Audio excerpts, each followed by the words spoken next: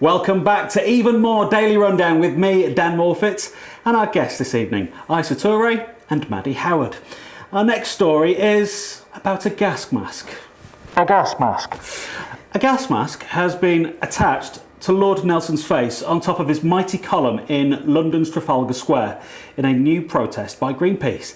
It's the third time that they've scaled the 52-metre monument, this time to highlight their concerns about air pollution. Two activists, Alison Carrigan and Luke Jones, were arrested on suspicion of causing criminal damage when they climbed down.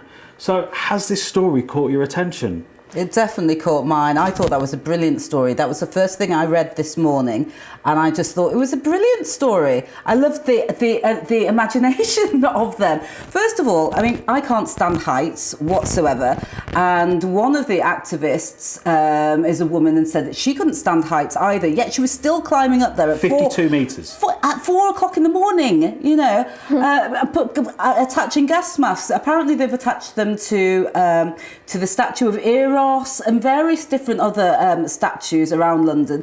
And when I used to live in London, I have to say that the pollution was just, I found just absolutely awful. In the summer, I used to live in a flat, and when it came to summer, I used to want to go out to the park, but I couldn't bear the pollution because it was so thick. You know, your eyes started running, you know, your nose is streaming, your sinus. It was just a beautiful day. You couldn't enjoy a beautiful day in London because the pollution in the atmosphere was just so oppressive. I couldn't bear being outside. Anyone that visited me who didn't come from London, you know, who'd come from Manchester or somewhere else that had, you know, kind of clearer air, were just loathing to test trying to go out in London. I'm a typical northerner. You know, when you go down to that London, and you come back and you sneeze, and you've got grit and black bogies and stuff like that. It's not nice. And that happens every time you go down to London. Madie, do you think it was worth these activists, you know, potentially falling off to their deaths to make this statement? I think they had to, and it's a small victory for direct action. I think it's also interesting what constitutes criminal damage. Attaching a gas mask to a statue is no damage at all. I understand that they climbed it, risked their own lives, no damage at all. And the air, the CO2 levels are so high, it's actually illegal air. So it's illegal air that we need to breathe. That's not being held accountable, but they are. It's and this criminal farcical damage charge that could possibly be given to them. We don't do criminal charges against people in Glasgow when they keep putting traffic cones on the top of the Prince's and I think they'll have to horse statue. Yeah, no, and I think they will have to provide evidence that they have actually damaged something. What I found very interesting was I was reading a report that was saying this and this when with security in London is so high. I just thought that just sounded really funny because it's like, yeah, we're talking about you're generally talking about the security is in relation to terrorists, not people. You know, there must have been people who saw them climbing up. I mean, at 4 o'clock in the... There's not a concrete chain across Trafalgar Square. No, all around all the different monuments either. So people must have been seeing them, you know, shimmying up the column and placing the gas mask. They must have done. I have to say, I was very amused. I was amazed that they were still able to do something like that these days. Is it quite nice as well to see such direct action being taken, whether or not you agree with it or not, compared to maybe them sending a tweet or maybe them doing a YouTube video? This is... Well, exactly. This is almost like old school campaigning, isn't it? Old school, really. I mean, when I was a student, people used to do things like this, you know, all the time, and they went on marches and they did all sorts of things. But you just don't hear of these kind of like, you know, activists and campaigners these days. People generally don't do these stunts anymore. So, you know, like I said, I was. I have to say, I was quite impressed, whether that's right or wrong. And I think they have a point with this pollution. It is terrible. It is. I think it depends who you associate with. I know of quite a lot of protests happening. I'm still in touch with a lot of my old uni friends, and oftentimes if it's on a grander scale, 9 times out of 10, the protests are peaceful. However, there are certain techniques used. I don't know if you know of them, called kettling. You know, where they'll make it impossible. You know, if it's a protest on a bigger scale, I don't know how effective that is because it's so predictable and televised, and it will be put across in a certain way. I think ingenious acts like this are much more effective, and they are good for PR. When protests of hundreds of thousands of people take place and it's not covered by any of the news networks, it's quite refreshing to see two people shimmy up one of the nation's most iconic landmarks and make a stand in a different way. I just hope it doesn't create copycats. And all they're asking for is cleaner air. And it's so integral. I mean, climate change, it's not a conspiracy theory. Of course, it never was. But as time's progressed, you know, every year that is passing by, it's getting more and more imperative. I mean, the stories that are coming out, the Earth is wobbling on its axis. I don't know if you read that. It was online the other day. If you're following it, every single day, it's crazy seeming climate change story will come out. And this government has a terrible green record. I mean, they got rid of the carbon capture storage. So they were supposed to reduce CO2 emissions. We're legally bound by 2030. We're meant to be moving towards decarbonisation. 2030. Yeah. Seems to be a landmark year for everyone. Yeah. But is it going to happen when we haven't got the laws in place?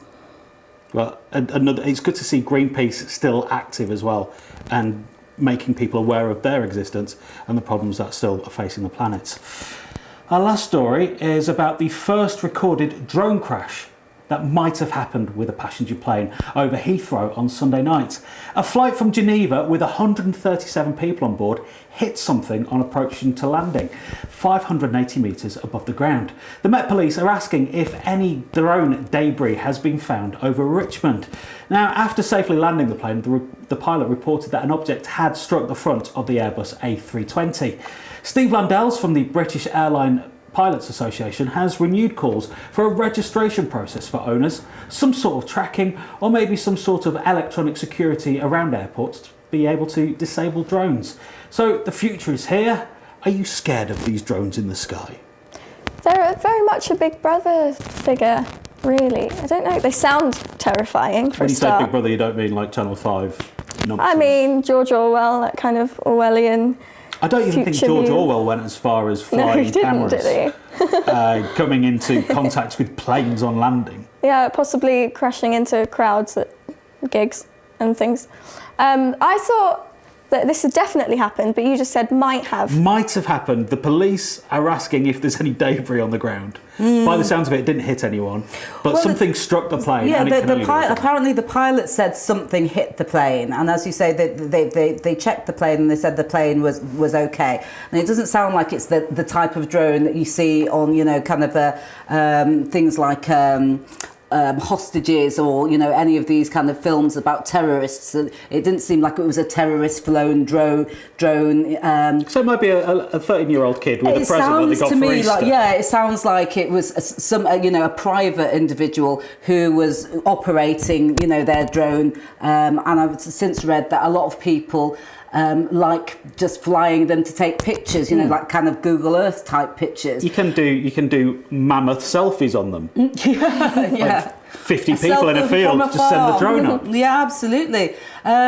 But I think it is worrying though that because it's this, and there were also those lasers. They're causing a lot of problems. A lot of people are buying these things quite cheaply online, and like you say, suddenly just kind of starting to operate the drones. And what would happen if you put a laser on a drone? It would be like Terminator 2 Judgment Day. Well, yeah. A classic cult film. Yeah, well, but the fact that you say it, I mean, it's funny, but it's true. You could do that. I'm sure somebody could do that. You know, and it's just it's concerning because you're thinking to yourself, people are afraid of flying anyway, and if the sky is not just filled with, you know, legitimate aircraft and it's filled with everybody's little toys, you know, somebody there with a laser or two or three other people all flying their drones, taking their Google or, like you say, you know, global selfies. and they're all just, and they're coming into contact with legitimate aircraft. This is a worry. Madie, are you going to be trawling the internet for the next few days to see if somebody's put a picture up from the drone of somebody in the plane looking at this drone just going, that would be a great photo. I know this is a serious story, but that would be an amazing photo. It would be epic. It would show Selfie that on we're a grand finally scale. living in the future. I remember growing up, all I wanted was a radio-controlled car.